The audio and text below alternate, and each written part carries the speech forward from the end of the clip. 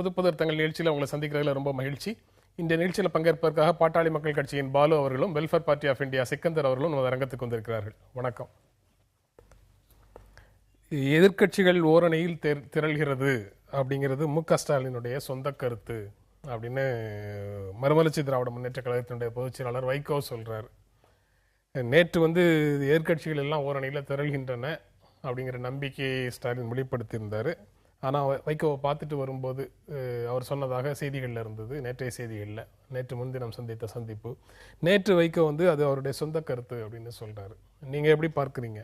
அதாவது திராவிட முன்னேற்ற கழகத்தை பற்றி எங்களை விட மற்றவர்களை விட நன்கு அறிந்தவர் திரு வைகோ அவர்கள். எனவே அவர் சொல்லியிருக்கக்கூடிய கருத்து என்பதை நாம் சாதாரணமாக எடுத்துக்கொள்ள முடியாது. காரணம் என்னவென்று சொன்னால், திராவிட முன்னேற்ற கழகம் எந்த நிகழ்வாக இருந்தாலும் அதில் ஒரு அரசியல் ஆதாயத்தை தேட வேண்டும் என்ற ஒரு முயற்சி செய்யக்கூடிய ஒரு கட்சி என்பதை பல சூழல்களில் நாம் பார்த்திருக்கிறோம்.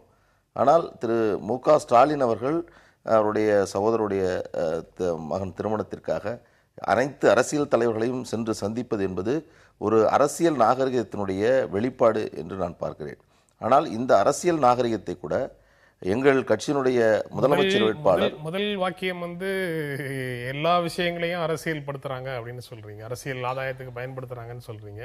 ரெண்டாவது, இந்த சந்திப்புகள்ல அரசியல் நாகரிகம் இருக்கு அப்படின்னு சொல்றீங்க. நிச்சயமா ரெண்டும் ஒன்றுக்கு ஒன்று முரணான. ஏன்னா இந்த புதிய அரசியல் நாகரிகத்தையே கற்றுக் கொடுத்தவர் எங்கள் கட்சியினுடைய முதலமைச்சர் வேட்பாளராக இருக்கக்கூடிய திரு அன்புமணி ராமதாஸ் அவர்கள்தான் இந்த அரசியல் நாகரிகத்தை தமிழ்நாட்டில் மற்ற அரசியல் தலைவர்களுக்கு கற்றுக் கொடுத்தவர்கள். ஏனென்று சொன்னால், அவருடைய மகள் திருமணத்திற்காக அனைத்து அரசியல் தலைவர்களையும் நேராக சென்று அழைத்தார். அதே போன்று அனைத்து அரசியல் தலைவர்களும் அதே போன்று அந்த விழாவிலே கலந்து கொண்டார்கள். அப்பொழுது அவர் பலமுறை சொல்லியிருக்கிறார், தமிழக அரசியல் என்பது ஏட்டிக்கு போட்டி அரசியல் என்று இருந்து கொண்டிருக்கிறது. எதிர்க்கட்சிகளை எதிரி கட்சிகளை போன்று பார்க்கின்ற மனோபாவம் இங்கு நல்லதல்ல. புதுதில்லியில் எடுத்துக்கொண்டால் ஒரு எதிரும் புதிருமாக இருக்கக்கூடிய அரசியல் கட்சிகள் கூட சாதாரணமாக இருவரும் அமர்ந்து ஒரு டீ சாப்பிடக்கூடிய ஒரு சூழல் என்பது புதுதில்லியில் பார்க்க முடிகிறது. அதுபோன்ற அரசியல் திராவிட முன்னேற்ற கழகத்தாலும் இந்த மாதிரியான நாகரிக அரசியல் எல்லாம் திமுகவோட பேசுறீங்க, அண்ணா திமுகவோட பேசுறீங்க, பிற கட்சிகளோட பேசுறீங்க. நேரடியாக உங்க அமைப்புல இருந்து வெளியில போனவர்களோட அதே மாதிரி உறவு வச்சிருக்கிறது எல்லோருடையும் வேல்முருகன் அமைப்போட தொடர்பு உள்ளவங்களுக்கும் நீங்க அதே மாதிரி நாகரிகம். அதாவது எங்களை பொறுத்தவரையில் நான் சொல்றேன், நண்பர்கள் என்பவர்களை விட துரோகிகள் என்று சொல்பவர்கள் அடிப்படையில் அவர்களையும் நண்பர்களாக ஏற்றுக்கொள்ள வேண்டும் என்று நாம் பார்க்க முடியாது. பழகி இருக்கிறோம், அவர்கள் எப்படி நடந்து கொண்டார்கள், அவர்களை எப்படி நாங்கள் நடத்தினோம் என்பதை கணக்கில் எடுத்துக்கொள்ள வேண்டும். எல்லோரையும் ஒரே அடிப்படையில் வைக்க வேண்டும் என்பதில்லை. அரசியல் தலைவர்கள் என்றால் பல்வேறு சூழல்களில் இப்பொழுதும் அப்பொழுதுமாக இருக்கக்கூடியவர்கள், அரசியல் வேறு வேறு நிலைப்பாடை எடுத்திருக்கக்கூடிய நிலையில் அவர்களோடு நட்பு பாராட்டுவது என்பது ஒரு புறம். ஆனால் துரோகம் செய்யக்கூடியவர்கள், ஒரு தலைமையை ஒரு தவறான ஒரு நீங்க சொல்ற அந்த அளவுகோல், நீங்க சொல்ற அந்த பார்வை திமுக அதிமுக மதிமுக இடையில இருக்கக்கூடிய உறவுல இருப்பதற்கான வாய்ப்பு இருக்குல்ல?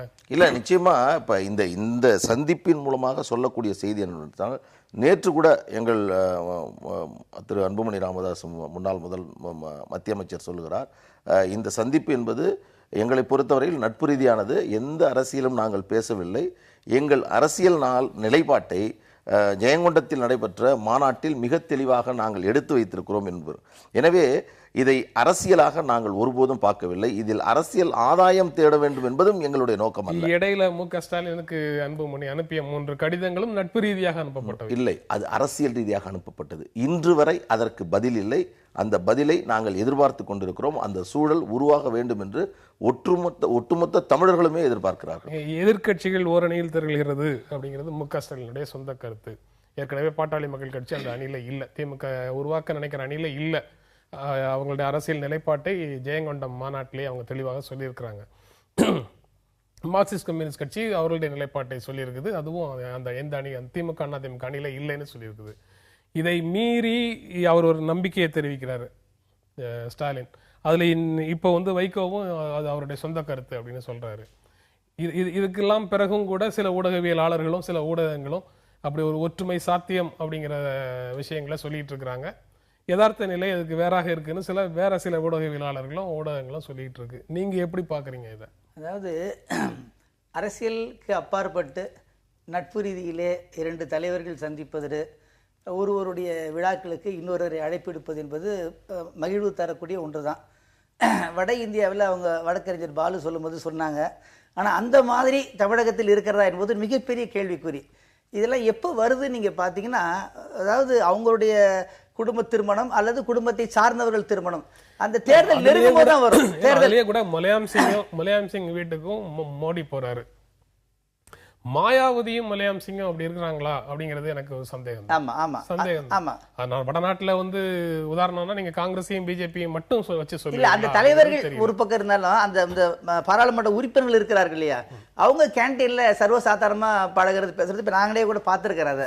ஆனா அதே போன்று ஒரு சூழலில் தமிழக சட்டமன்ற வளாகத்திலே இருக்கக்கூடிய 2 கட்சிகளை எதிரும் புதிருமாக இருக்கக்கூடியவர்கள் ஒன்னும் இல்ல சும்மா நின்றுகிட்டு இருந்தாங்க அப்படின்றத காட்சி வந்துச்சுன்னா எவ்வளவு பயப்படுறாங்க.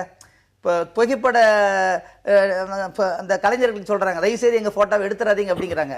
ஆனா தேர்தல் நேரத்துல தான் என்ன செய்யறாங்க, இது போன்ற நிகழ்வுகள் வருகிறது. ஒன்று. ரெண்டாவது, நீங்க சொன்னீங்க யாருமே அறுதியிட்டு முடிவாக கூட்டணி இல்லை என்றோ அல்லது எங்கள் நிலைப்பாடு இது என்றோ ஒருமுறை சொல்லவில்லை. யாராக இருந்தாலும் நீங்க பாத்தீங்கன்னா அதே ஒரு சின்ன ஸ்பேஸ் வச்சிருக்கிறாங்க இல்லையா. பாட்டாளி மக்கள் கட்சியினுடைய அரசியல் நிலைப்பாடு அதற்கு எதிராக இருக்கு, கூட்டணிக்கு எதிராக இருக்கு. திமுக அண்ணா திமுகவோட கூட்டணிக்கு எதிராக இருக்கு. இதை மீறி அவங்க வந்து கடைசி நேரத்துல தேர்தலில் கூட்டணி சேருவாங்கன்னு நீங்க சொன்னீங்கன்னா மரியாதைக்குரிய டாக்டர் ஐயா அவர்களை பத்தி நமக்கு நல்ல தெரியும். ஒரு முறை 2 முறையா பார்க்கிறோம். தமிழக வாக்காளர்கள், தலைவர்கள், குறிப்பாக நம்மளை போன ஊடகத்தில் இருக்கிறவங்க இதை விட அதிகமான முறையெல்லாம் சொல்லி இருக்கிறாங்க.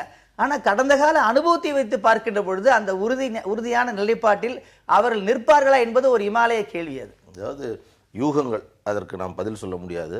எங்களுடைய அரசியல் நிலைப்பாட்டில் தவறு செய்திருக்கிறோம் என்பதை பலமுறை நாங்கள் உறுதிப்படுத்தியிருக்கிறோம். அந்த வகையில் மக்களினுடைய நம்பிக்கையை பெறுவது என்பது இந்த தேர்தலில் அதற்கான முயற்சிகளை நாங்கள் எடுக்கிறோம். ஆனால் இந்த ஒரு நிகழ்வின் காரணமாக மட்டுமே ஒரு திருமணம், அந்த திருமணத்திற்காக வழங்கக்கூடிய அழைப்புதல், இதன் காரணமாக மட்டுமே தமிழ்நாட்டில் ஒரு ஆட்சி மாற்றத்திற்கான ஒரு சூழல், அந்த ஆட்சி மாற்றத்தை நாங்கள் தான் தருவோம் என்று சொல்லக்கூடிய மனோபாவம் என்பதே மிக மிக தவறானது. ஆனால் இந்த நாகரிகமான இந்த பண்பாட்டை எந்த ஒரு அரசியல் சாயத்திற்காகவும், நான் பாட்டாளி மக்கள் கட்சியை சேர்ந்தவன், திராவிட முன்னேற்ற கழகத்தை கடுமையாக எதிர்ப்பவன், ஆனாலும் கூட இந்த அரசியல் நாகரிகத்தை நாங்கள் வரவேற்கிறோம். இதை ஒரு நல்ல ஒரு முயற்சி, இந்த துவக்கம் தொடர வேண்டும் என்று விரும்புகிறோம். அதே போன்று தமிழ்நாட்டில் எடுத்துக்கொண்டால் இந்த பிரச்சனையில் அரசியல் நாகரிகம் மற்றவரோடு சேர்ந்து பழகக்கூடிய இந்த சூழலில் மிகப்பெரிய அளவில் இடையூறாக இருக்கக்கூடிய கட்சி எது என்று சொன்னால் அனைத்து இந்திய அண்ணா திராவிட முன்னேற்ற கழகம் தான். அந்த கழகத்தில் இருக்கக்கூடியவர்கள் ஒரு புகைப்படம், ஒருவரோடு இருக்கக்கூடிய புகைப்படம் இருந்தால் அவர் எந்த பதவியாக இருந்தாலும் எந்த விதமான ஒரு விசாரிப்பும் இல்லாமல் உடனடியாக அவர்கள் இடைநீக்கம் செய்யப்படுவதும் அந்த பதவியிலிருந்து இறக்கப்படுவது என்பதும் நிகழ்ந்து கொண்டிருக்கிறது. ஆனால் இது ஒரு அரசியலுக்கு நாகரிகமானதா, ஒரு முன்னேற்ற அரசியலுக்கு உகந்ததா என்று சொன்னால் நிச்சயமாக கிடையாது. கணவரும் மனைவியும் ஒரு கட்சியில உறுப்பினராக இருக்கிறாங்க, அதிமுக உறுப்பினராக இருக்கிறாங்க. அதுல மனைவியே கட்சியிலிருந்து நீக்குது, கட்சி தலைமை நீக்குது. இவரோடு எந்த விதமான உறவும் கட்சி உறுப்பினர் யாரும் வைத்துக் கொள்ள கூடாது அப்படின்னு சொல்லி ஒரு எச்சரிக்கை உணர்வோட அந்த உறுப்பினர் நீக்கம் உத்தரவு வருது. அதாவது கணவர் தொடர்ந்து அதிமுக நீடிச்சாலும் மனைவியோட பேசக்கூடாது அப்படிங்கிற பொருள் தான் அந்த அந்த இதுல அந்த இணைக்கத்துல வருது. நீங்க சொல்ற நபர் யாருன்னா சசிகலாவையும் நடராஜன் அவர்களையும் சுட்டிக்காட்டி சொல்ற மாதிரி தான் நான் நினைக்கிறேன். ஆனால் இது தவிர வேற நபர்கள் அங்க இருந்து இந்த மாதிரி நடந்திருக்குது.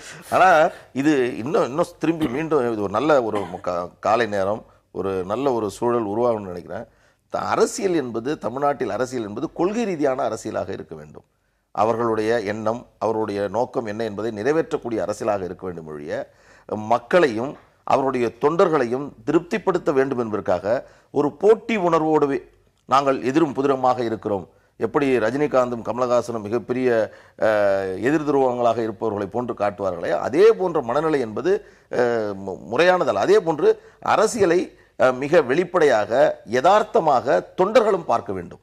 ஏனென்று சொன்னால் தலைவர்கள் கருத்து ரீதியான மோதல் என்பது ஏதோ தனிப்பட்ட முறையிலான ஒரு மோதல் என்ற மனோபாவம் தொண்டர்களிடம் சமீப காலமாக இருந்தது, மாறிக்கொண்டிருக்கிறது. இப்பொழுது பார்த்தீர்கள் என்று சொன்னால் நிறைய மாற்றங்கள் தொண்டர்கள் மத்தியில் ஏற்பட்டிருக்கிறது. இந்த மாற்றத்தை ஏதோ தலைவர்களால் மட்டுமே நிகழ்த்திவிட முடியாது. ஊடகங்கள், தொண்டர்கள் மற்றும் இது போன்ற தலைவர்கள் இதற்கான முன்முயற்சி எடுக்க வேண்டும்.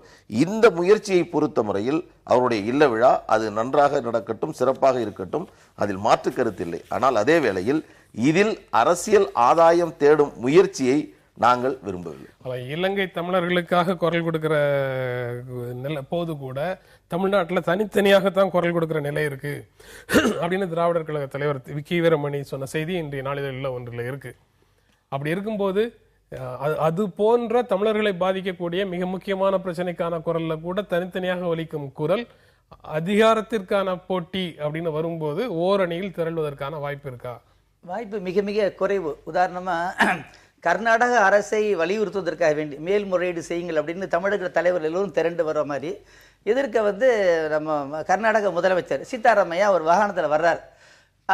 பார்த்த உடனே பயந்துறார். ஓஹோ, நான் கூட காவிரி பிரச்சனைக்கு எல்லாரும் ஒன்றா வந்துட்டாங்களோ அப்படின்னு நான் நினைக்கிறேன் அப்படின்னு ஒரு பத்திரிகையில் ஒரு கார்ட்டூன் வந்திருக்கு. ஆனால் ஒரு பிரச்சனை ரெண்டு பிரச்சனை இல்லை, தமிழர் நலன் தமிழர்கள் அப்படின்லாம் சொல்கிறாங்களே தவிர அவர்கள் செயல் அப்படி அதுக்கு நேர் மாற்றமாக தான் இருந்திருக்கு. எந்த ஒரு பிரச்சனையிலும் கர்நாடகா அரசியல் கட்சிகள் நடந்து கொள்வதை போல, கேரளாவில் உள்ள அரசியல் கட்சிகள் நடந்து கொள்வதை போல தமிழக கட்சிகள் நடந்து கொள்ளவில்லை, அவர்கள் நடந்து கொள்ள மாட்டார்கள் என்பதுதான் இதுவரைக்கும் இருக்கக்கூடிய செய்தியாக இருக்கு. மக்களுடைய பிரச்சனைக்காக அந்த மாதிரி ஒரு நிலைக்கு வர மாட்டாங்க. தன் மக்களுக்காக வருவாங்க, தன் மக்களுக்காக வந்திருக்கிறாங்க. அப்ப அதிகாரத்திற்காக பொதுமக்களுக்காக வந்ததில்லை. அதாவது திரு ஸ்டாலின் அவர்கள் இப்பொழுது அழைப்பதை கொடுக்கிறார். தினந்தோறும் பத்திரிகையில் செய்தி வருகிறது. ஆனால் இது ஒரு அரசியலுக்காக செய்யக்கூடியது போன்ற ஒரு தோற்றமும் தெரிகிறது மனதில். ஏனென்று சொன்னால் அவருடைய பிள்ளைகள் இருவருக்கு திருமணம் நடைபெற்றிருக்கிறது. தமிழரசனுடைய திருமணம் அவருடைய பிள்ளையினுடைய. ஆனால் இதற்கு முன்பெல்லாம் திரு மு.க. ஸ்டாலின் அவர்கள் இதுபோன்று தலைவர்களை சந்தித்து இதுபோன்று அழைப்பதை கொடுக்கவில்லை. ஆனால் இப்பொழுது அவர் அந்த அதிகாரத்திற்கு வர வேண்டும், அடுத்து தேர்தலை சந்திக்க வேண்டும் என்ற சூழலில் இதை ஒரு நல்ல முயற்சி தான், அதை நாம் வரவேற்போம். ஆனாலும் கூட இந்த சந்திப்பிற்கு பிறகு திரு மு.க. ஸ்டாலின் அவர்கள் என்ன சொல்ல வேண்டும் என்று சொன்னால், நாங்கள் ஒரு இல்லற விழாவிற்காக அழைத்திருக்கிறோம், அதற்கான அழைப்பு இதில் அரசியல் உள்நோக்கமோ அரசியல் தொடர்பான கருத்துக்களோ இல்லை என்று சொன்னால் இன்னும் அது சிறப்பாக இருக்கும் என்பது என்னுடைய கருத்து. அவர் அழைப்பதில் கொடுத்துட்டு அழைப்பதில் மட்டும்தான் கொடுக்க வந்தேன், அரசியல் பேசல அப்படின்லாம் சொல்லிட்டு வெளியில வந்ததுக்கு பிறகும் அரசியல் ரீதியான கேள்விகளை செய்தியாளர்கள் கேட்கும் போது அவர் பதில் சொல்ல வேண்டியது இருக்கு. அடுத்த நாள் அது தலைப்பு செய்தி ஆயிடுது. இதுக்கு ஸ்டாலின் என்ன செய்வாரு, அன்புமணி என்ன செய்வாரு, வைகோ என்ன செய்வாரு? உங்கள் கருத்தை ஏற்றுக்கொள்ளதான் வேணும். ஆமா, அது உண்மைதான். ஏன்னா ஊடகங்கள் இருக்கக்கூடிய பத்திரிகையாளர்கள் மீண்டும் மீண்டும் பல்வேறு விதமான அவர்களுக்கு தேவையான கேள்விக்கு அந்த பதிலை எதிர்பார்ப்பதற்காக பல கேள்விகள் கேட்கின்ற பொழுது இந்த சூழல் என்பது இயற்கையாக எழுந்து விடுகிறது. ஆனா ஒன்றை வரவேற்கலாம், குறைந்தபட்சம் இது போன்ற திருமணத்திற்காக வேண்டியாவது ஒருவர் சந்திக்கிறது, பேசக்கூடிய ஒரு சூழல் அமைவதை நம்ம வரவேற்கிறோம். வேறு காரணங்களுக்காக ஒருவேளை அவர்கள் சந்திக்கலாம், ஆனா அது நமக்கு தெரிவதில்லை. விமானத்தில் சந்திக்கிறார்கள் அப்படின்லாம் பாக்குறோமா இல்லைங்களா? அதுவும் வருகிறது. 5 முறை ஆட்சி செய்த ஒரு திராவிட முன்னேற்ற கழகத்துக்கு இந்த பண்பாடை கற்றுத்தந்தது பாட்டாளி மக்கள் கட்சி. நான் சொல்றேன், மீண்டும் ரொம்ப அழுத்தமானது, மிக தெளிவான மனநிலையோடு அந்த அரசியல் நாகரிகத்தை நாங்கள் முன்னெடுத்தோம். அது தொடர்கிறது.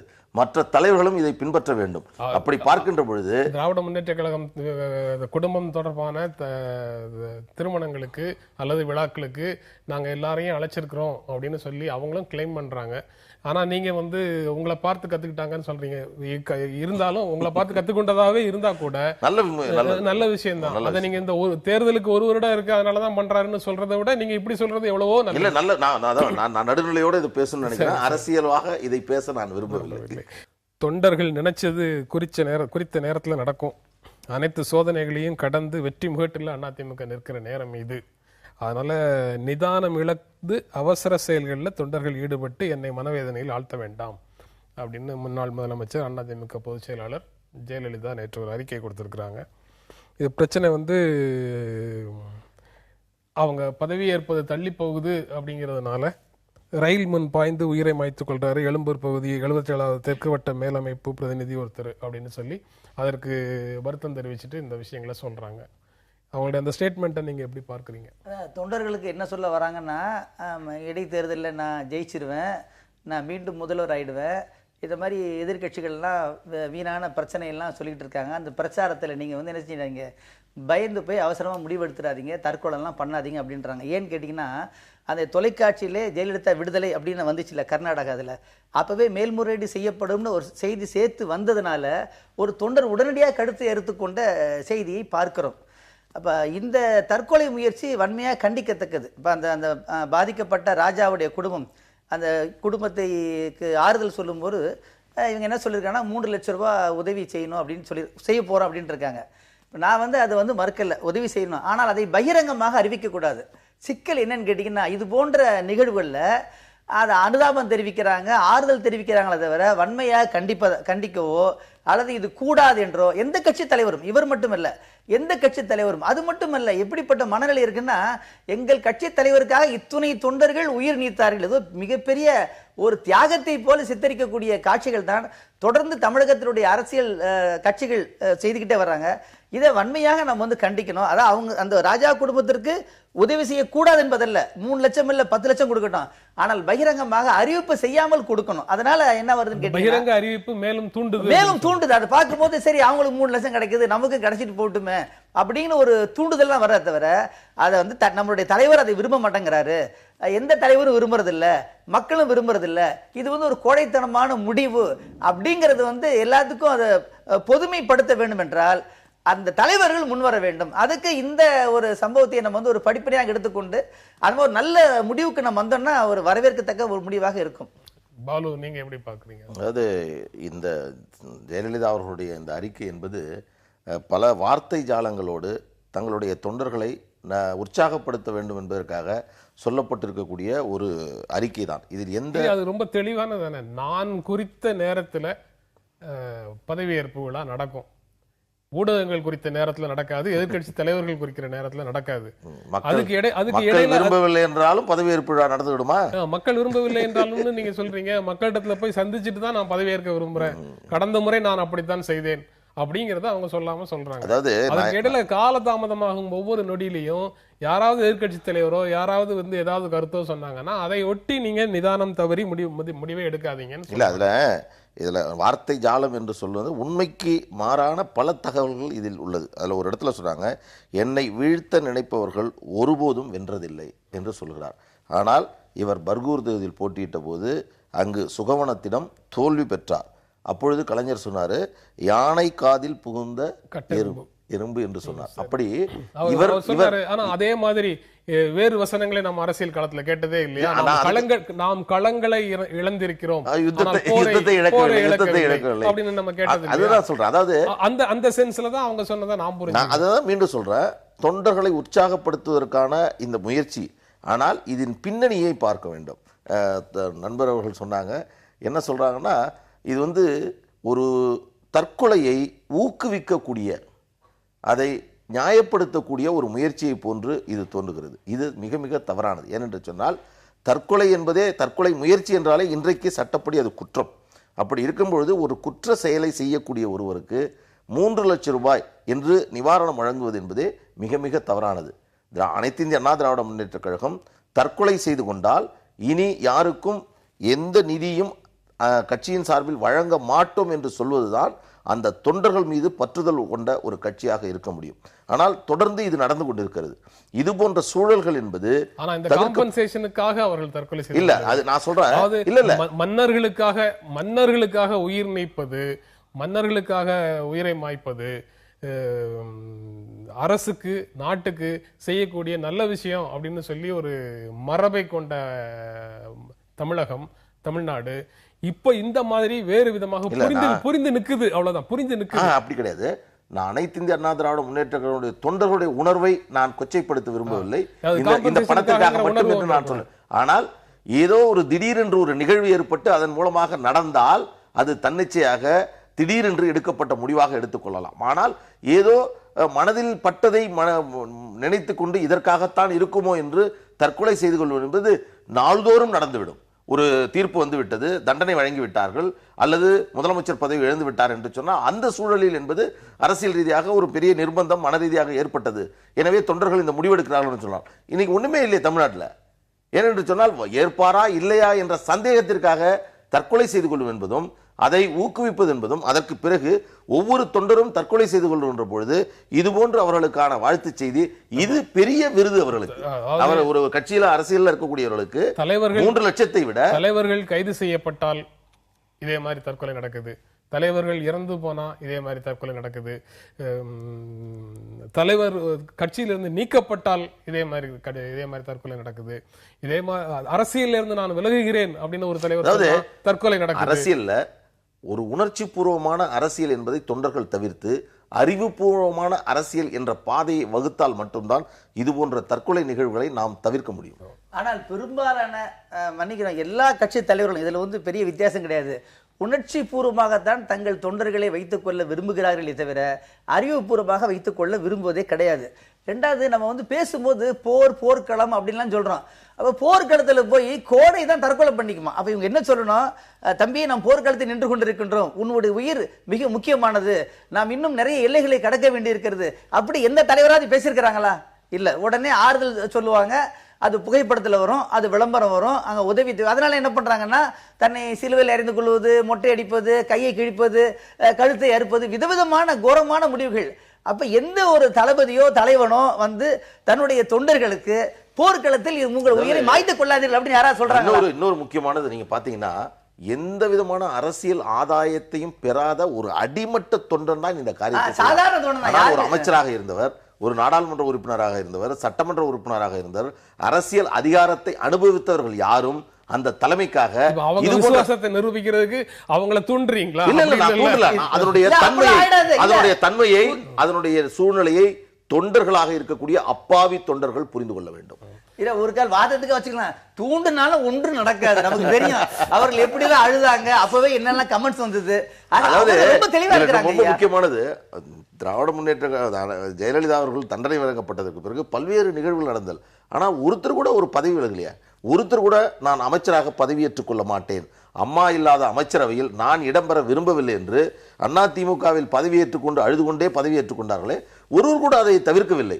ஆனால் தொண்டர்கள் இன்றைக்கு அவருடைய குடும்பம், அவருடைய பின்னணியில் இருப்பவர்கள், அவருடைய குடும்ப சூழல் மிக மிக மோசமானது. உணர்ச்சியின் அடிப்படையில் எடுக்கக்கூடிய இந்த முடிவுகளை தவிர்ப்பது தலைமைக்கும் மற்ற தொண்டர்களுக்கும் சமூகத்திற்கும் ஊடகத்திற்கும் மிகப்பெரிய பொறுப்பு இருக்குது. நம்ம தொடர்ந்து பேசலாம். ரெண்டாவது, ஒரே இந்த அளவுக்கு இவங்க பேசுறதுக்கு இன்னொரு காரணம் என்னன்னு கேட்டீங்கன்னா, எல்லாம் நீதிமன்ற தீர்ப்புன்னு தான் சொல்றாங்களே தவிர மக்கள் மன்றத்தில் அவர்களை பற்றி யதார்த்த நிலையை வந்து சொல்றதுல நம்முடைய தமிழகத்தினுடைய எந்த கட்சி தலைவரும் முன்வரவில்லை. அதனால தான் இவங்க என்ன பண்றாங்கன்னா, நமக்கு தான் வந்து அரங்கு காலியாக இருக்கிறது, ஒன்றும் கவலைப்படாதீங்க, நான் நினைச்ச மாதிரி தேர்தல் நடக்கும், நான் நினைச்ச மாதிரி வெற்றி பெறுவேன், நான் நினைச்ச தேதியில் மீண்டும் முதல்வராக வருவேன் அப்படிங்கறது என்ன செய்யறாங்க? தன் தொண்டர்களுக்கு சொல்றாங்க. எனவே வலுவாக அவர்களை எதிர்க்கக்கூடிய எந்த கட்சிகளும் இல்லை என்பதுதான் இன்றைய தமிழகத்தினுடைய யதார்த்தமான நிலை. தனிநபர்களுடைய தேவைகளை நிறைவேற்றுவதற்காக மக்கள் மீதும் நாட்டின் மீதும் இடைத்தேர்தல்களை திணிப்போர் மீது நடவடிக்கை எடுக்க வேண்டும், அவர்கள் எதிர்காலத்தில் போட்டியிடுவதற்கு தடை செய்ய வேண்டும் அப்படின்னு தேர்தல் ஆணையத்தை பாட்டாளி மக்கள் கட்சி நிறுவனர் டாக்டர் ராமதாஸ் கேட்டிருக்கிறார். நீங்க எப்படி பாக்குறீங்க அந்த கோரிக்கையை?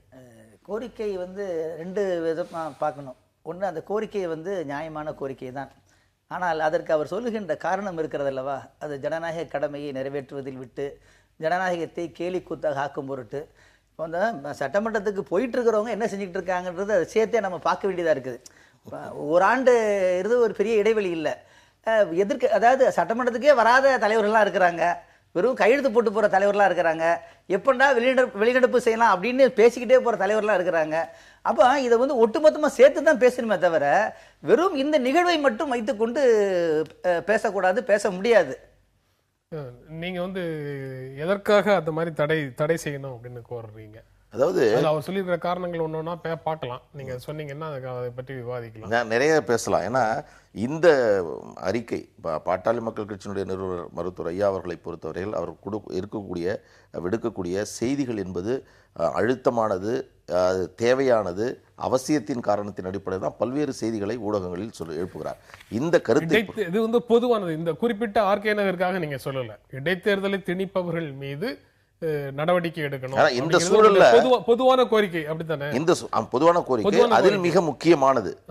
ஏன் இந்த நேரத்துல இந்த கோணத்தில் இந்த செய்தியை நாங்க வெளியிடுறோம்? இது 91ல பிரதமராக பதவியேற்ற பிறகு ஒரு இடைத்தேர்தலை திணிச்ச நரசிம்மராவுக்கும் பொருந்தும். 91ல சட்டமன்ற தேர்தல் முடிஞ்ச பிறகு துறைமுகத்துல ஜெயிச்சுட்டு திரும்ப வந்து ராஜினாமா செய்த திமுக தலைவர் கருணாநிதிக்கும் பொருந்தும். இன்றைக்கு வந்து ஆர்கே நகர் வெற்றிவேலுக்கும் பொருந்தும். அதாவது எப்படின்னு பாத்தீங்கன்னா, அதுல மிக மிக முக்கியமானது அவர் சொல்லியிருக்கிறது என்னன்னா, ஜனநாயகம், அரசியலமைப்பு சட்டம், தேர்தல் சட்டங்கள் ஆகியவற்றை விட அதிக அதிகாரத்தை தனிநபர்கள் கொண்டிருப்பது நாட்டிற்கு நல்லதில்லை என்று சொல்வது விவாதிக்கப்பட வேண்டிய ஒன்று. ஏனென்று சொன்னால், 17ஆம் தேதி வெற்றிவேல் அவர்கள் தன்னுடைய பதவியை ராஜினாமா செய்கிறேன் என்று சொல்லுகிறார்.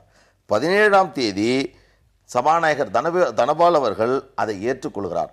அதே 17ஆம் தேதி ஜமாலுதீன் அவர்கள் அரசிதழில் வெளியிடுகிறார். அந்த 17ஆம் தேதி ஞாயிற்றுக்கிழமை. இதனுடைய உள் நோக்கம் என்னவென்று சொன்னால், 23ஆம் தேதி மே மாதத்தை தொட்டுவிட்டால் இந்த ஆட்சி 14வது சட்டமன்றம் 4 ஆண்டுகளை கழித்து விடுகிறது. 1 ஆண்டுகள் இடைவெளியில் இதுபோன்ற சூழல் ஏற்பட்டால் இடைத்தேர்தல் நடத்த முடியாது என்பதற்காக ஒரு தனிநபர், தமிழ்நாட்டில் இருக்கக்கூடிய ஒரு தனிநபர் செல்வி ஜெயலலிதா அவர்களுக்காக ஒரு அரசு எந்திரம், ஒரு சட்டமன்றம், அதன் செயலாளர்கள் செயல்படுகிறார்கள் என்று சொன்னால், இது எல்லாமே ஒரு 25 நாள் கழிச்சு அந்த தீர்ப்பு வந்திருந்ததுன்னா இல்ல அது நான் மீண்டும் சொல்றேங்க, என்னன்னா 25 நாள் கழிச்சு அந்த தீர்ப்பு வந்திருந்தது. இந்த அறிக்கை அரசியலாக பார்ப்பதை விட ஒரு ஆட்சி முறை, இது ஒரு தனிநபருக்கு அதிகாரம் வழங்கிவிடக்கூடாது, அரசியலாக பார்க்க கூடாதுன்னு சொல்றீங்க. ஆனா ஒரு தனிநபர் கையில அதிகாரம், கட்சி தலைமை கையில அதிகாரம் அப்படின்னு சொல்றீங்க.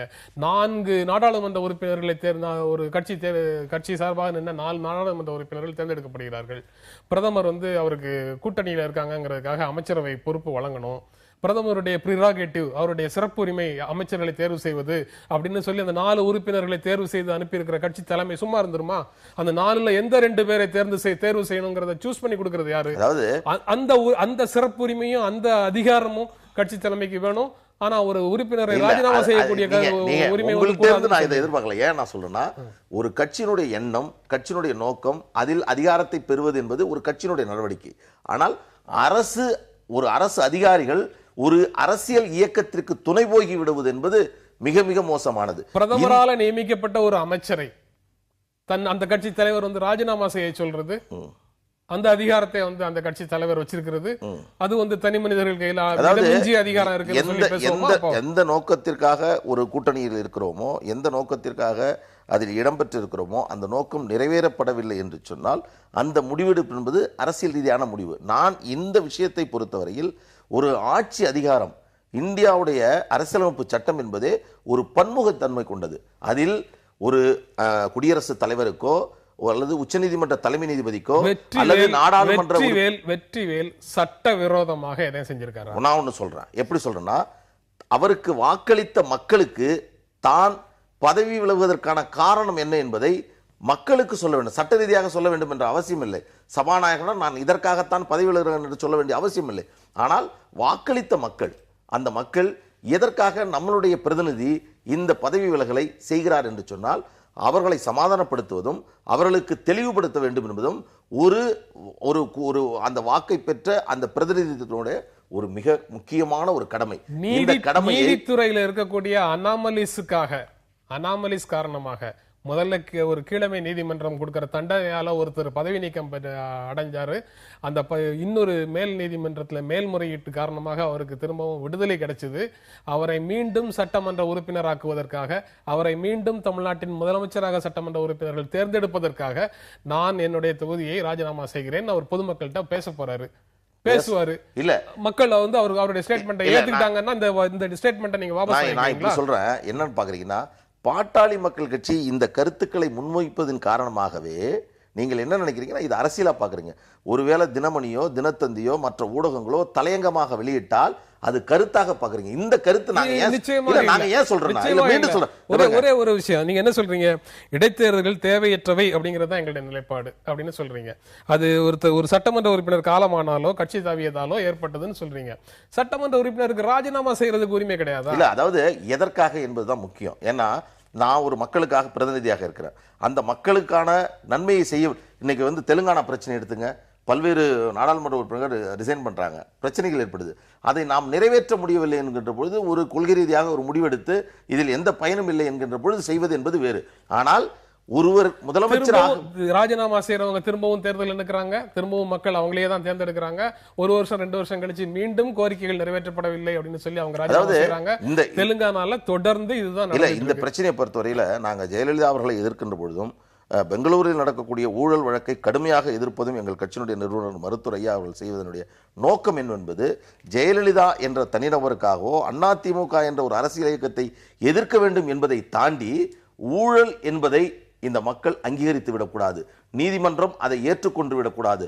ஊழல் என்பது எந்த திசையிலும் எந்த அடிப்படையிலும் அதற்கு அங்கீகாரம் கிடைத்துவிடக் கூடாது என்பதையும், அதே போன்று ஆட்சி அதிகாரம் என்பது தனித்துவமாக இருக்க வேண்டும், அரசியல்வாதிகளோடு இணைந்த ஒன்றாகி விடக்கூடாது. சட்டமன்றத்தில் விவாதம் வருகிறது, பட்ஜெட் தாக்கல் செய்யப்படுகிறது. இது அரசியல் இல்லைன்னு பாலு சொல்றாரு. அவருடைய கருத்தை, அவருடைய வாதத்தை, அவருடைய கருத்தை வாதத்துக்காக ஏற்கிறத தவிர வழி இல்லைன்னு வச்சுக்கோங்க. ஆனா 91ல இந்தியாவின் பிரதமராக தேர்ந்தெடுக்கப்பட்ட நரசிம்மராவுக்கு தொகுதி இல்லை. அவர் ஒரு தொகுதியில நிற்கிறாரு. நாடாளுமன்ற உறுப்பினர்கள் ஒருத்தர் தேர்ந்தெடுக்கிறாங்க. அவர் அப்படி நின்னுதான் ஆகணும். அதுக்கு யாராவது ஒரு ராஜினாமா செய்துதான் ஆகணும். அதே போல தமிழ்நாட்டுல இன்னைக்கு முதலமைச்சர் மாறணும்னு அந்த ஆளும் கட்சி நினைக்குது. இல்ல மன்னிக்கணும், இந்த ஒரே ஒரு செய்தியை சொல்லிதான் சார் தொடர்போம். ஏன்னா ஒருவேளை ஜெயலலிதா அவர்கள் தீர்ப்பு வந்ததற்கு பிறகு நேரடியாக முதலமைச்சராக பதவியேற்று விட்டார் என்று சொன்னால் அந்த நிலைமை என்பது வேறு. ஆனால் இன்றைய பொறுத்தவரையில் ஒரு யூகத்திற்காகவோ அல்லது அவர்களுக்கு தேவையான சௌகரியம் அப்படி ஒரு முடிவு எடுத்திருந்தா பாலு என்ன புது புது அர்த்தங்கள் நிகழ்ச்சிக்குள்ள பாலு என்ன சொல்லுவாருங்கிறதையும் நான் யோசிச்சு பாக்குறேன். அப்ப என்ன சொல்லுவாரு, தேர்தலில் நின்று மக்களுடைய அங்கீகாரத்தையும் வாங்கிட்டு பதவி ஏற்கிறதுக்கு முன்னாடி ஏன் அவசரமாக பதவி ஏற்கிறாங்க, என்ன மாறிடும், ஒரு 3 மாத காலத்துக்குள்ள என்ன மாறிடும்? அப்ப நான் ஒண்ணு சொல்றேன், எங்கள் கட்சியினுடைய நிறுவனர் திரு அன்புமணி ராமதாசரோட முதலமைச்சர் பதவியேற்ற பிறகுதான் பண்ணார். ஆனா சட்டத்தில் அதற்கான இடங்கள் இருக்கிறது. ஒருவர் ஒரு சூழ்நிலையின் காரணமாக, ஒரு அசாதாரணமான சூழ்நிலை, அதை பதவியேற்றுக் கொள்வது என்பது அனுமதித்திருக்கிறது. அதில் நான் அந்த கருத்தை நான் முன்வைக்க போவதில்லை, முன்வைக்க மாட்டேன். ஏனென்று சொன்னால் அதை ஒட்டுமொத்த மக்களுமே எதிர்பார்த்தார்கள். 2002ல அவங்க அப்படி செய்யல. சென்னை உயர்நீதிமன்றம் அவரை விடுதலை செய்ததற்கு பிறகு கூட ஆண்டிப்பட்டியில நின்று ஜெயிச்சுதான் அவங்க முதலமைச்சராக மார்ச்ல தான், டிசம்பர்ல வந்த தீர்ப்புக்கு மார்ச்ல தான் பதவியேற்றாங்க. அதே போல ஒரு நிலையை தான் இப்போ. அதாவது ஏன் நான் சொல்றேன்னா, அவர்களுக்கு தண்டனை வழங்கப்பட்டது. பெங்களூர்ல தண்டனை வழங்கப்பட்டு 43 நாட்கள் கழித்து தான் அரசிதழிலே வெளியிடப்பட்டு அது காலியிடமாக அறிவிக்கப்பட்டது. இது உடனடியாக இருக்கின்ற பொழுது இது ஒரே நாளில் நடப்பது என்பதை, இந்த உறவு முறை என்பதும் இந்த அவசரம் என்பதும் கூடாது என்பதுதான் எங்களுடைய ஒரு கோர்ட்டு தண்டனை வழங்கியது. அதன் காரணமாக எம்எல்ஏ பதவியை அவர் இழந்தார் அப்படிங்கிறது ஓகே, அப்படிங்கிறது வரைக்கும் அழுத்தமாக சொல்ற பாலு, அதுக்கப்புறம் ஊழல் வழக்கிலிருந்து விடுதலை செய்யப்பட்டுள்ள நிலையில்ங்கிறத மென்மையாக அப்படி கடந்து போகிறாரோ அப்படின்னு தோணுது. அதாவது 2-3 செய்தி இருக்கு. ஒண்ணு, அதுல என்ன சொல்றாங்கன்னா, சட்டமன்ற உறுப்பினர் பதவி காலியானால் அங்கு இடைத்தேர்தல் நடத்த தேவையில்லை, அங்கு பொது தேர்தலில் எந்த கட்சி வெற்றி பெற்றதோ அதே கட்சியை சேர்ந்த ஒருவரை சட்டமன்ற உறுப்பினராக்கி விடலாம் என்று நான் தொடர்ந்து கூறி வருகிறேன் அப்படின்னு மருத்துவர் ஐயா சொல்றாங்க. இது நம்ம வரவேற்கிறோம். ஏதோ விகிதாச்சார தேர்தல் இப்போ நம்ம கூட வெல்ஃபேர் பார்ட்டி சார்பாக கடந்த ஆண்டே டெல்லியில் ஒரு நிகழ்ச்சி நடத்தணும். அதில் இடதுசாரியுடைய தோழர் பரதன் வந்தார். அதே மாதிரி ஆம் ஆத்மிலேருந்து யோகேந்திர யாதவ் போன்ற தலைவர்கள்லாம் பேசிட்டு இருக்காங்க. இப்போ நம்ம அது பேசுகிறோம். அதுவல்ல இப்போ விகிதாச்சார தேர்தல் என்பது வரணும், மக்கள் வரிப்பணம் வீணாக கூடாதுண்டு. ஆனா இங்க ஊழல், தனிநபர் அதிகாரம் அப்படின்னு சொல்லக்கூடிய அந்த தகுதி ஐயாவுக்கு இருக்கு அப்படின்னு பார்க்கணும். நீங்க சொல்ற சீர்திருத்தம் நடைமுறைக்கு வந்தாலும் அங்கு ஒரு உறுப்பினர் ராஜினாமா செய்ய முடியும், அவருக்கு பதிலாக கட்சி இன்னொருத்தரை நியமிக்க முடியும். ஆமா, நியமிக்க முடியும். வெற்றிவேல் ராஜினாமா செய்ய முடியும், அந்த இடத்துல ஜெயலலிதாவை அதிமுக நியமிக்க முடியும். ஆமா, அது தேர்தலில் பல கட்டங்கள் நாம் கடந்து வர வேண்டியிருக்கிறது. ஆக அது ஒரு தீர்வை நாம் நோக்கி போகும்போது அதுல வரக்கூடிய பிரச்சனை என்ன, இந்திய ஜனநாயகம் வளர்ந்து கொண்டிருக்கிறது. ஆக இதை பத்தி நம்ம அதிகமா நம்ம கவனம் செலுத்துறதுக்கு மேல என்ன இப்ப பார்க்கணும் அப்படின்னு கேட்டீங்கன்னா, தனிநபர் அதிகாரத்தை பத்தி ஐயா அவர்கள் இதுல குறிப்பிடுறாங்க. நான் கேட்கிறேன், எந்த கட்சி ஜனநாயக முறைப்படி இருக்கிறது? அப்ப இப்பவே சொல்றாங்க, அடுத்த முதல்வர் என்னுடைய மகன் அன்புமணி ராமதாஸ் என்று அன்போடு அவர் சொல்கிறார். அப்ப ஜனநாயகம் அப்படின்றது நமக்கு வருதா இல்லைங்களா? அப்புறம் ஊழலை பத்தி இவங்க பேசுறதுக்கு அது நீங்க சொல்றது கரெக்ட். அது மயிலர்கால் வருடுவதை போல மென்மையாக கடந்து போறாங்க. அப்போ இதை மக்கள் மன்றத்தில் உண்மையான முறையில் எதிர்க்கக்கூடிய அந்த தெம்போ திராணியோ இல்லை என்பதை தான் நீங்க காட்டுகிறது. நீங்க சொன்ன மாதிரி அந்த வெற்றிவேல் என்ன தெரியுமா சொல்லுவாரு, நான் உண்மையிலேயே ஜனநாயக கடமை நிறைவேற்றினேன். ஆக நீதி அரசர் கொடுத்த அந்த தீர்ப்புக்காக வேண்டியது, குமாரசாமி கொடுத்த தீர்ப்பு நடைமுறைப்படுத்த வேண்டும், அதில் காலதாமதம் செய்யக்கூடாது என்பதற்காக நான் செய்தேன் அப்படின்னு சொல்லுவாரு. ரெண்டாவது இது ஜெயலலிதா அவர்களுக்கு மட்டும் இல்லைங்க, இந்தியாவில் சட்டம் 2 விதமாக கையாளப்படுகிறது. சல்மான் கானுக்கு வந்து ஜெயில் தண்டனை விதிக்கப்பட்ட 2 நிமிஷத்துல ஒரு பெயில் கிடைக்குது. ஜெயிலுக்கு போகாம பெயில்ல வர்றதுக்கு கட்சி தலைவராக இருக்கணும், அரசியல் தலைவராக இருக்கணும், அது சினிமா துறையை சார்ந்தவர்களாக இருக்கணும் என்பவர்களுக்கு சர்வசாதாரணமாக பார்க்கிறோம். அப்படி பார்க்கின்ற பொழுது இங்கேயும் என்ன செய்கிறது, ஆக ஒரு தனிநபரை மட்டும் வைத்து பேசாமல் ஒட்டுமொத்தமாக சிஸ்டத்தை பத்தி நாம் விவாதிக்கக்கூடிய நிலையில் இன்றைக்கு நமக்கு இருக்கிறோம். அதுதான் நம்ம தீர்வு. அரசியல் நான்லாம் ஒரு சின்ன வயசு எனக்கு இந்த அரசியல் அனுபவம் என்பது. ஆனால் தமிழ்நாட்டில் இன்றைக்கு ஒரு அரசியல் ஒரு 35 ஆண்டுகளும் அரசியல் செய்து கொண்டு இருக்கக்கூடிய ஒரு நபர் என்பவர் ஒரு அரசியல் துறவியாக எந்த பதவியும் நான் அனுபவிக்க மாட்டேன் என்று சொல்லக்கூடிய ஒரு நபரை எந்த காரணத்திற்காகவும் ஊடகங்களும் மற்ற மக்களும் விமர்சனம் செய்துவிடக்கூடாது. ஏனென்று சொன்னால் பல்வேறு குற்றச்சாட்டுகளை நீங்கள் வையுங்கள், அதற்கு பொறுப்பேற்கிறோம், அதற்கு பதில் சொல்ல வேண்டிய கடமையும் பொறுப்பும் எங்களுக்கு இருக்கிறது. மருத்துவர் ஐயா அவர்களுக்கு என்ன தகுதி இருக்கிறது என்று தோழர் சொல்றாரு. எனக்கு நான் என்ன சொல்றேன்னா இல்ல நான் மீண்டும் சொல்றேன். இல்ல நீ உங்களுடைய கருத்தை நான் எடுத்துக்கிறேன். ஆனால் அதே வேளையில் எந்த ஒரு ஊடகமாவது எந்த ஒரு அரசியல் தலைவர்களாவது இப்படி ஒரு மனிதர் இந்த சூழலில் வாழ்ந்து கொண்டிருக்கிறாரே என்ற ஒரு சிந்தனை யாருக்காவது வந்திருக்கிறதா என்பது என்னை போன்றவர்களுக்கு மிக வருத்தமாக வேதனை அளிக்கக்கூடிய ஒரு மனதிலே இருக்கக்கூடிய ஒரு இந்த நேரத்தில் நான் சொல்லியாக வேண்டும். ஏன்னா மிக எளிதாக பல்வேறு விதமான சாயங்களை பல்வேறு விதமான விமர்சனங்களை எங்கள் மீது வைக்கின்ற பொழுது எங்களிடம் இருக்கக்கூடிய நல்ல பண்புகளை நல்ல செய்திகளை மக்களிடம் ஒரு வரியாவது எடுத்துச் சொல்லுங்கள் என்று ஒரே ஒரு செய்தி சொல்றேன். நாம் வந்து தனிநபர் எந்த விதமான காடு பிடிச்ச கிடையாது. அதான் மருத்துவரையாகிட்ட பல நல்ல பண்புகள் இருக்கிறது. மதுவுக்கு எதிராக உண்மையிலேயே இதய சுத்தியோடு பாடுபட்டு கொண்டிருக்கின்ற பாடுபட போகின்ற தலைவர் ஒத்துக்கிறோம், அது உண்மைதான். ஒரு கால என்னுடைய மகன் அன்புமணி முதலமைச்சராக வந்தால் முதல் கையெழுத்து மதுவை நிறுத்துவார் அப்படின்லாம் சொல்றாங்க. ஆனா அவங்க முன்னாடி சொன்ன ஸ்டேட்மெண்ட் நம்ம சேர்த்து நினைவுக்கு வந்து தொலைக்குது. என்ன பண்றது, நானோ என் குடும்பத்தை சார்ந்தவரோ அரசியலில் பங்கெடுக்க மாட்டோம், அப்படி யாராவது பங்கெடுத்தால் என்னை வந்து அதுக்கப்புறம் என்னென்ன வரி சொன்னாங்க என்பது உங்களுக்கு தெரியும், இந்த பொது இடத்துல சொல்ல தேவையில்லை. ஆனால் இன்றைக்கு வந்து தெளிவா சொல்றாங்க. நான் என்ன கேட்கிறேன்னா, அப்போ வந்து வாரிசு அரசியல் தானே நீங்களும் கொண்டு வரீங்க. உங்கள்கிட்ட நல்ல பண்புகள் இல்லைன்னு சொல்லல, நல்ல பண்புகளை நாங்கள் வரவேற்கிறோம். சினிமாவுக்கு எதிராக நீங்கள் சொல்வதை வரவேற்கிறோம். ஒரு நிமிஷம் இருங்க. புகைப்பழக்கத்துக்கு எதிராக சொல்வதை வரவேற்கிறோம், மதுவுக்கு எதிராக போராடுவதை வரவேற்கிறோம். ஆனால் தனிநபர் அதிகார குவிப்பு, ஜனநாயகம், ஊழல் அப்படின்னு பேசும்பொழுது உங்களுடைய கடந்த கால செயல்கள் எங்களுக்கு நினைவுக்கு வருகிறது அப்படின்னு நம்ம சொல்றோம். வேற ஒன்றும் இல்லை. நிகழ்ச்சி நிறைவு செய்யற இடத்துல இருக்கிறோம். நீங்க வந்து தேவையில்லாம மக்களவை சட்டமன்ற உறுப்பினர்கள் பதவியிலிருந்து விலகி இடைத்தேர்தல் திணிக்கப்பட்டால் அவர்கள் வேற எந்த தேர்தலையும் போட்டியிட தடை விதிக்கிற வகையில மக்கள் பிரதிநிதித்துவ சட்டத்தை திருத்தணும் அப்படின்னு. ஆமா, நிச்சயமா நாங்க முன்னாடியில சொல்லிருக்கோம். இடைத்தேர்தல் என்பதே அவசியம் இல்லாத ஒன்று. இந்த அதிமுக என்று அல்ல, திமுக மற்ற எந்த கட்சிகள் வந்தாலும் அவருடைய அதிகாரத்தை காண்பிப்பதற்காக அதிகார பலத்தையும் பணபலத்தையும் அன்புமணி ராமதாஸுக்கு தேர்ந்தெடுத்து அவரை வந்து எம்பியாக அனுப்புறதுக்கு மாநிலங்களவைக்கு அனுப்புறதுக்கு இங்க முடிந்தது மாநிலங்கள் அவர் தேர்ந்தெடுத்து அனுப்புறதுக்கு தேவையான உறுப்பினர்கள் இருந்தாங்க. ஓகே, ஒருவேளை அப்படி இல்லை, மக்களவைக்கு தான் போக வேண்டிய நிலைமை இருந்ததுன்னா யாராவது ஒருத்தர் ராஜினாமா பண்ணிட்டு தானே அவர் நின்றுக்கணும். கண்டிப்பா நின்றுக்கணும். அதே மாதிரி ஒரு சூழல் எதிர்காலத்துல வராதா? இல்ல நீங்க சொன்னீங்கன்னா நீங்க இடைத்தேர்தலை திணிக்கிறது அப்படின்னு சொல்லி களத்துல இருக்கக்கூடிய ஒரு அரசியல் கட்சி இந்த மாதிரி சூழலை வந்து எப்படி இல்ல, தமிழ்நாட்டிலேயே ஒரு தனித்துவமான ஒரு தலைவராக திரு அன்புமணி ராமதாஸ் அவர்கள் உருவாகி கொண்டிருக்கிறார்கள். திராவிட முன்னேற்ற கழகத்தால் முடியாத ஒன்றை ஒரு தனிநபராக தர்மபுரியில் நாடாளுமன்றத்தில் நின்று வென்ற ஒரு தலைவர். எனவே ஒரு சூழலில் ஒரு அடிப்படையில் ஒரு பதவியை ஏற்றுக்கொண்டார் என்பதற்காக மக்களை சந்திப்பதற்கு நாங்கள் எந்த விதத்திலும் தயங்கவில்லை. ஆனால் திட்டமிட்டு இதுபோன்று ஒரு வருட காலங்கள் இருக்கக்கூடிய இந்த சூழலில் இது போன்ற நிகழ்வுகளின் மூலமாக ஒரு நிகழ்ச்சி நிறைவு செய்யற இடத்துல இருக்கிறோம், முடிக்கிற இடத்துல இருக்கிறோம். இன்னும் ஒரே ஒரு சின்ன கேள்வி கேளுங்க. எத்தனை ஒரு சொல்லுல பதில் சொன்னாலும் போதும். மங்களூர்ல வந்து திருமாவளவன் தேர்ந்தெடுக்கப்பட்டாரு ஒரு கூட்டணி மாறி போகும்போது மிகப்பெரிய ஜனநாயக பண்பாக அந்த பதவியை ராஜினாமா செய்துட்டு போனாரு. அது இடைத்தேர்தல் திணிப்பு தான். அந்த மாதிரி ராஜினாமாக்களை நீங்க ஏற்கனவே இல்ல நான் அதை வரவேற்கிறேன். ஏனென்று சொன்னால் எந்த இறுதி அவரை கேட்டு முடிச்சிடுறேன். அதாவது இந்த ஒட்டுமொத்தமாக சீர்திருத்தம் செய்யப்பட வேண்டும் தேர்தலில். ரெண்டாவது வந்து தனிநபர் அதிகார குவிப்பு என்பது எல்லா கட்சிகளிலும் இருக்கிறது. அந்த வாரிசு அரசியலை விட்டு என்றைக்கு வெளியே வருகிறோமோ, உண்மையிலேயே ஊழலை விட்டு என்றைக்கு வெளியே வருகிறோமோ அன்றைக்கு தான் ஒரு ஆரோக்கியமான அரசியல் வரும் அப்படிங்கிறதுல எந்த மாற்று கருத்தும் இல்லை. இந்த நிகழ்ச்சியில பங்கேற்று உங்களுடைய கருத்துக்களை பகிர்ந்து கொண்டதற்கு எங்கள் நெஞ்சார்ந்த நன்றி. வணக்கம்.